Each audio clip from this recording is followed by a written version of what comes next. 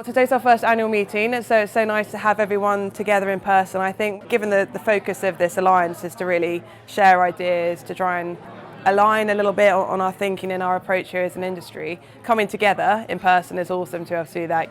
The seafood industry is quite unique in the sense, these boats are out at sea, we're not on board those boats, we can't be on board those boats to see what's going on there. So a lot of opaqueness, lack of transparency, so we want to make sure that the people are protected, and to do that collectively and collaboratively is probably the way we're going to do it.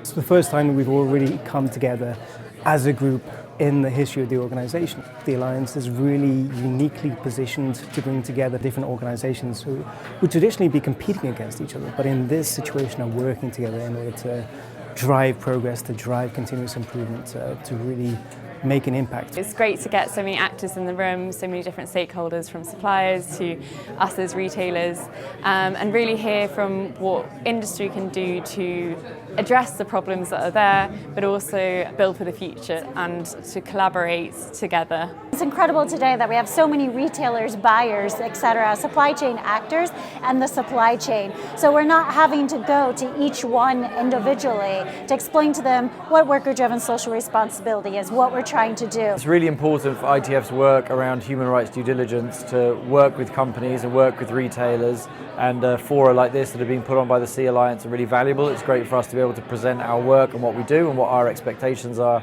in terms of the change we want to see, and I think the Sea Alliance has been really instrumental in that. We became involved because we wanted to work collaboratively with suppliers, with the industry as a whole, to come together and have engaged conversations about worker experience, vessel standards and the problems that the industry has. I think the collaboration you see in the room is significant, and it shows how many people actually want to see change. Today's a good chance to connect with our partners, so we have members in common with Sea Alliance. I think companies, particularly retailers and companies at that end of the supply chain, have a massive role to play.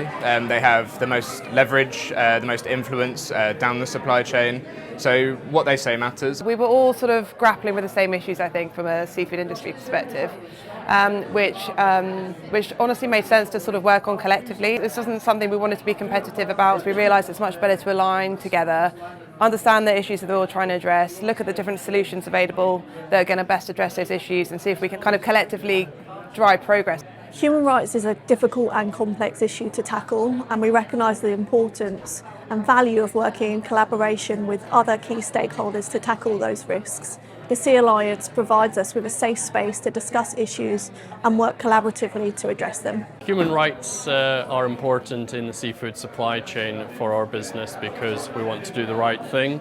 And when a worker is out at sea in a harsh environment, out on the fish farms, they have to be respected, and they're working in a dangerous environment. So aside from health and safety challenges, having the right labour conditions, contracts and a fair price for their seafood is important.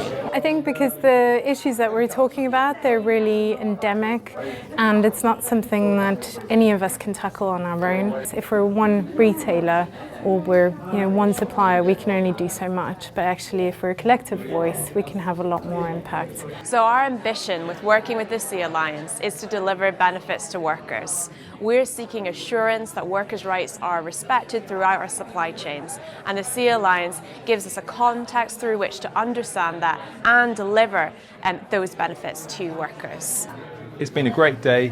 There's loads of enthusiasm amongst the 40 people that attended.